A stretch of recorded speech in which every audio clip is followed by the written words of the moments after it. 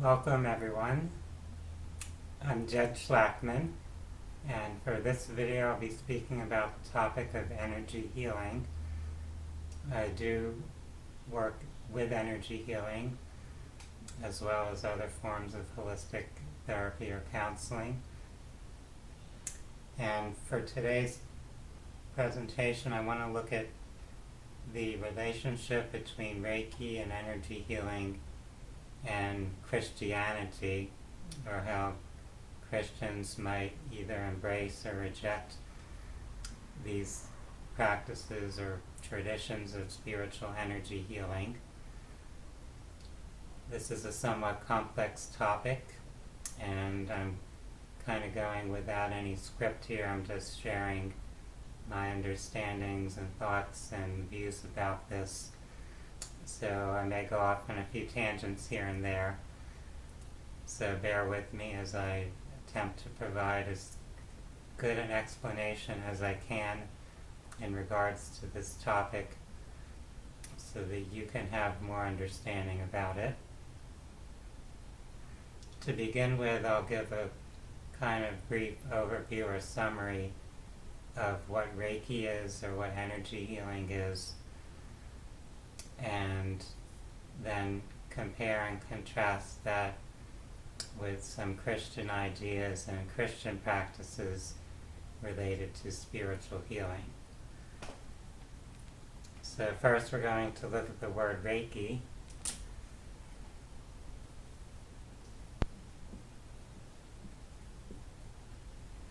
Reiki is a Japanese word, and it would translate to mean the universal or divine life force energy. So Rei is the universal or divine.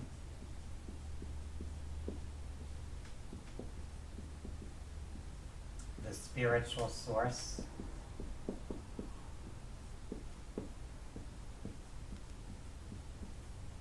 And Ki is the life force energy.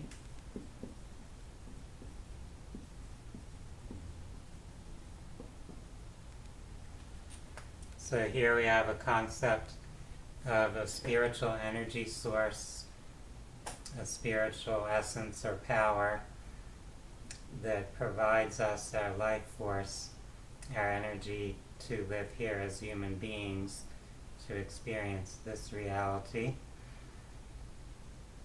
This is a concept that's not unique to the Reiki tradition, so you'll find this idea somewhat universally all over the world throughout history in many different cultures. There are just different names given to it and some slight or subtle variations in the way people define or describe it, but the same kind of basic theme or idea is present. People believe that there's this spiritual source or essence, that it's universal, it comes from some unified field or intelligence or wholeness, and streams of energy from that source are coming here into our human reality, giving us our life, and therefore affecting our health physically, emotionally, mentally, and spiritually. So Reiki refers to a tradition in Japan that started back in the early 20th century, and that tradition has become somewhat popularized because it is really something very simple and accessible in the way that it's been taught. So many people are practicing that form of spiritual energy healing. But it's not a unique concept, and the practice of Reiki would appear very much the same or similar to many other energy healing practices and spiritual healing practices. Reiki can be done placing the hands on the body, physically touching someone as the energy is channeled. Can also be done without touching, just placing hands in the aura, the energy field, and it can be done remotely as distance healing, where you're connecting spiritually to someone even though they're not physically present with you.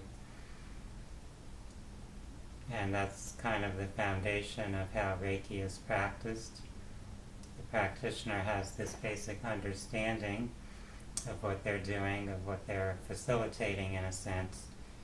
It's the divine energy itself, the God force you could call it, that's really fostering healing. It's not the practitioner themselves per se who are creating the healing outcome or effect. They're just being a clear, open channel to allow that stream of energy to come through to facilitate healing.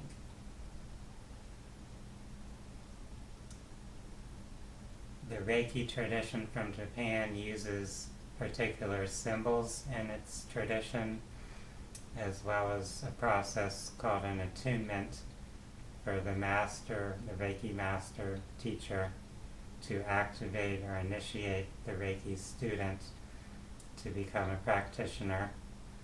So that's part of that tradition. There are many different spiritual healing traditions or any energy healing practices and traditions, and they don't all use the same type of rituals, the same symbols or things like that. So those are just kind of extra tools that are used to help activate energy flow or bring awareness to energy flow, to focus intention or attention.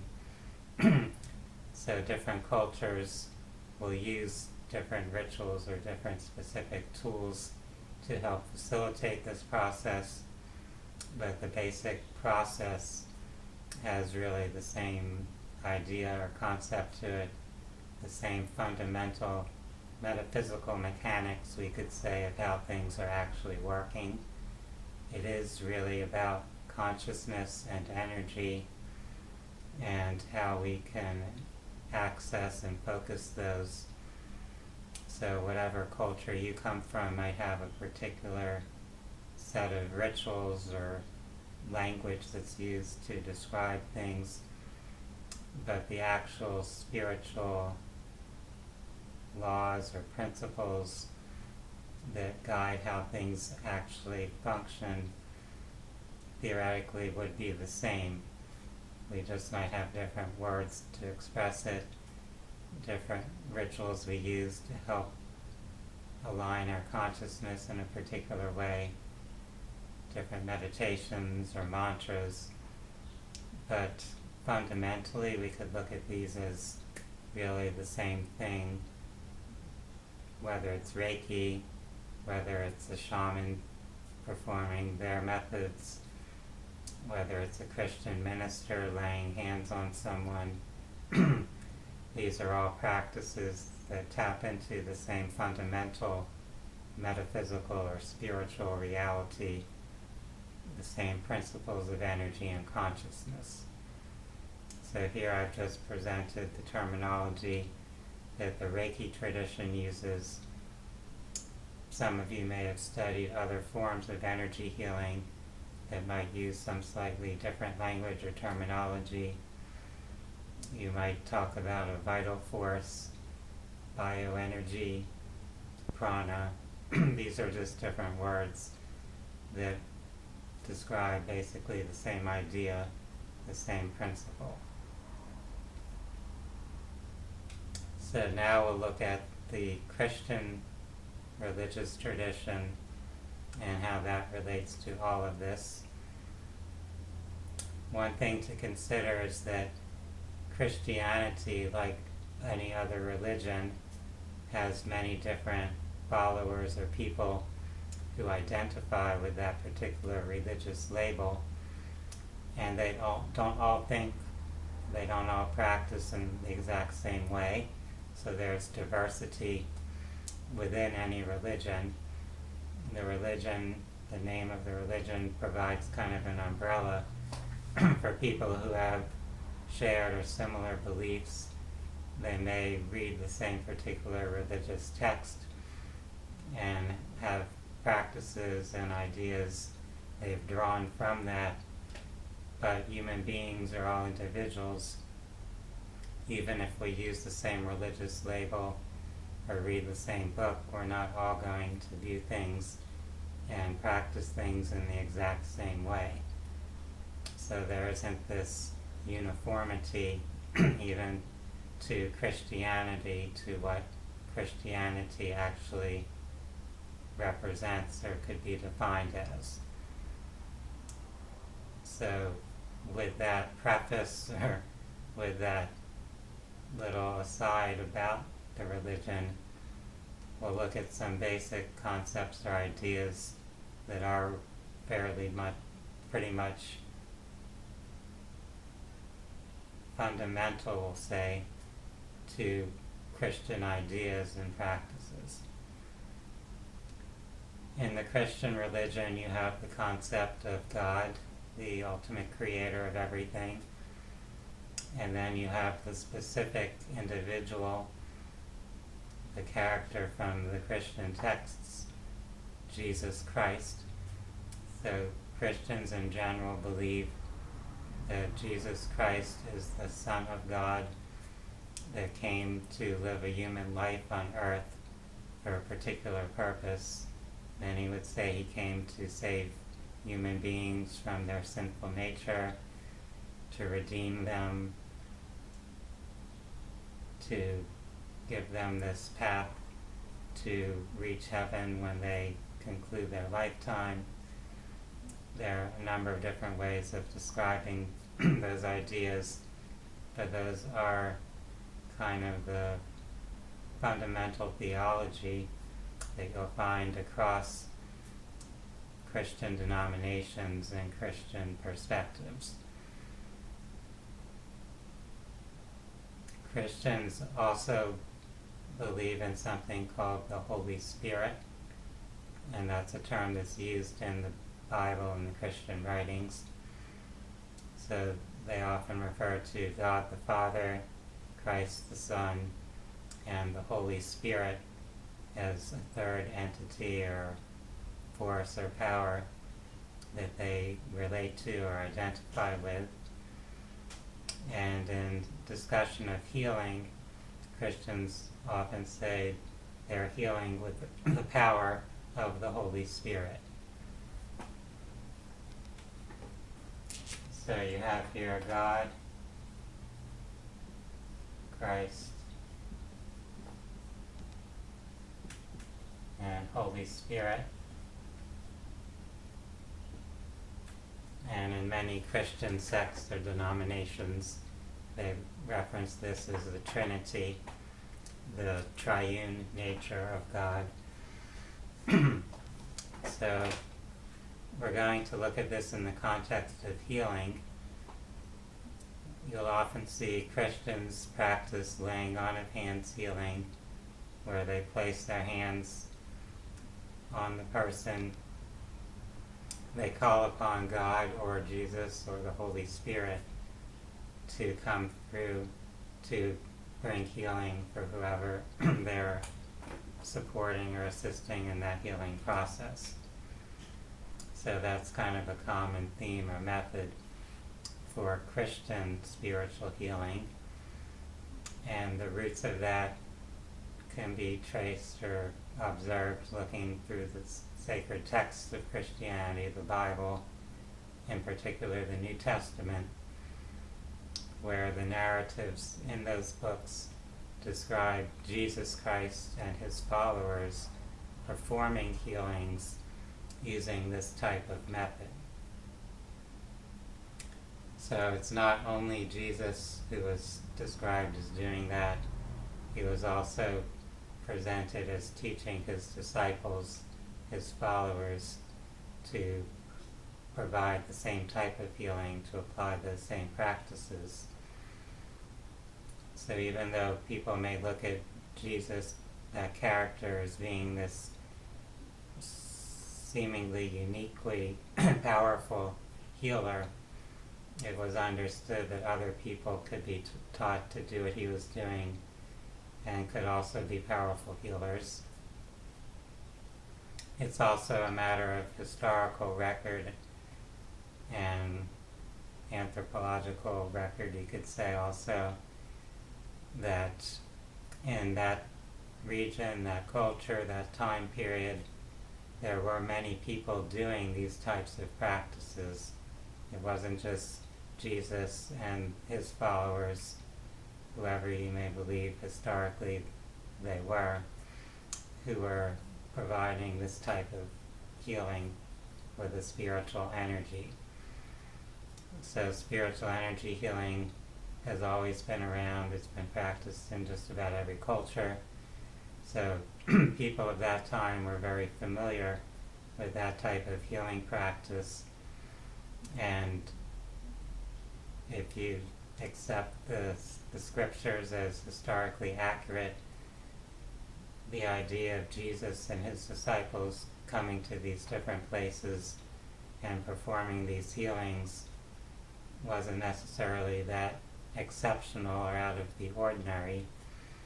There were many people of that era who believed in that type of healing, and that's in part why they would have gone to someone who was presenting themselves as able to do that type of healing. Why a crowd of people might gather if someone came through and was recognized as a healer, as a spiritual teacher, etc.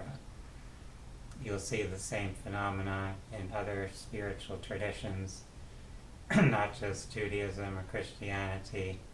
You'll find it in Islam, in Buddhism, in Hinduism, in Taoism, in shamanism, etc. So one way I look at this is that in the Christian faith, they brought in this concept of the Holy Spirit to present the idea that there is like a spiritual essence of wholeness. So the spirit of wholeness. And if you look back into some of the traditions of that era, you see that in terms of language, they used spirit to define a quality or essence of something. They also used the word angel in a similar manner. So nowadays people think of angels as these specific beings that are depicted with wings and having some spiritual or heavenly nature, like an Archangel Michael or Raphael, something like that. But if you look back at the ancient Essenes, for example, which were the mystical Jews that were very active around the time of the stories of the New Testament, they talked about spirits of natural forces and angels of natural forces. So for them, spirit could represent a quality of energy, and in this case, if we think of a Holy Spirit, it's spirit or energy of wholeness, of coming back into union with God. So you have God, you have the Christ character as the human being, and then you have the spirit of wholeness. It's kind of a reconnection of helping those of us experiencing physical life as human beings reconnect with our essence as God, as the wholeness. So that reuniting, that reascending into our essential nature. If you're doing a healing practice, part of what you're doing is helping a person release their sense of separation, release whatever thoughts, beliefs, feelings, or emotions are creating that sense of separation, so that they can reconnect with their essence, with their kind of essential or innate wholeness. So the healing process is a process of restoring wholeness, whether it's wholeness to the physical body or to the energetic bodies or layers of your being. So in Christian healing, they use the term Holy Spirit, but we can also think of our energy healing traditions in terms of spirit of wholeness being the spirit of that spiritual source, as that energy comes down into our physical being here to kind of reunite and reconnect us to that essential wholeness. And when that happens, the life force energy, that energy is able to flow freely without restriction or resistance, and that naturally restores our health and wholeness on all levels, including our physical level. So physical illnesses or diseases are understood to, at least in part, likely have some spiritual or psychological origin. And when we restore our wholeness on those other levels, it gets reflected in what seems to be a miraculous or amazing physical recovery or healing. So you'll see that in the Christian stories of people being miraculously healed, but this happens in many different cultures and contexts.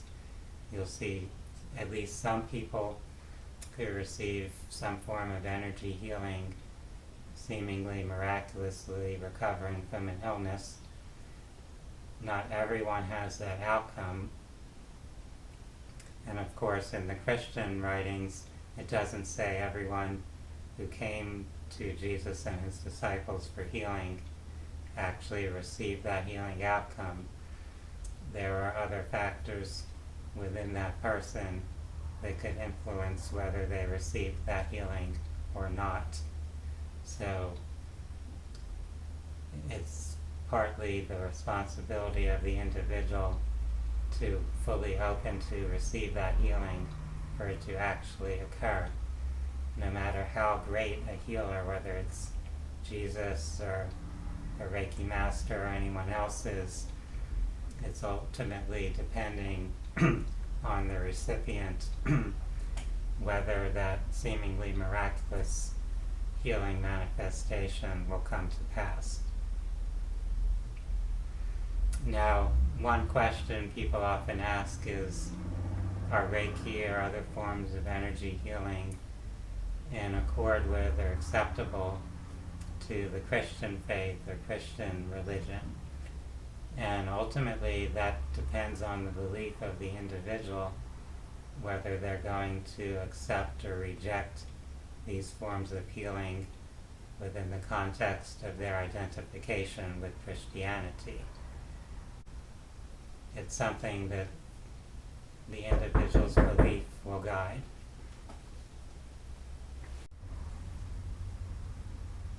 So from my perspective, this really is the same fundamental source of energy, whether you look at it from a Reiki terminology or language or a Christian terminology or language. We're connecting using our own consciousness and our own ability to kind of let go of our individual self to just be a vessel or channel of the divine. We're bringing that energy through with the intention to facilitate healing. So this is something that is natural and inherent to all of us, and we just have different backgrounds and cultures, different ways we think about things or describe them. Unfortunately, because people have these different languages, terminologies, and different traditions, different rituals, etc., people often create this division and separation and judgments about things. So if something's not from their particular tradition, if it doesn't use their particular language or rituals, they think it's bad, they think it's harmful or evil or something like that. But it's really about our consciousness and intention. So if the consciousness and intention are to facilitate healing, then healing is what what you are facilitating, whether or not you come at it from the religion of Christianity, the practice of Reiki, or being a bioenergy healer. We have these different groupings that we associate ourselves with, but really we're tapping into something universal. I hope that this has given each of you some ideas to consider, some insights about spiritual energy healing, about Christianity and its connection to spiritual healing, whether it's within the Christian tradition or from other practices and traditions. For those that are interested in energy healing and holistic health and wellness, I invite you to view my website, which is phinsights.com. That's phinsights.com. For now, I want to wish everyone a wonderful day. Namaste.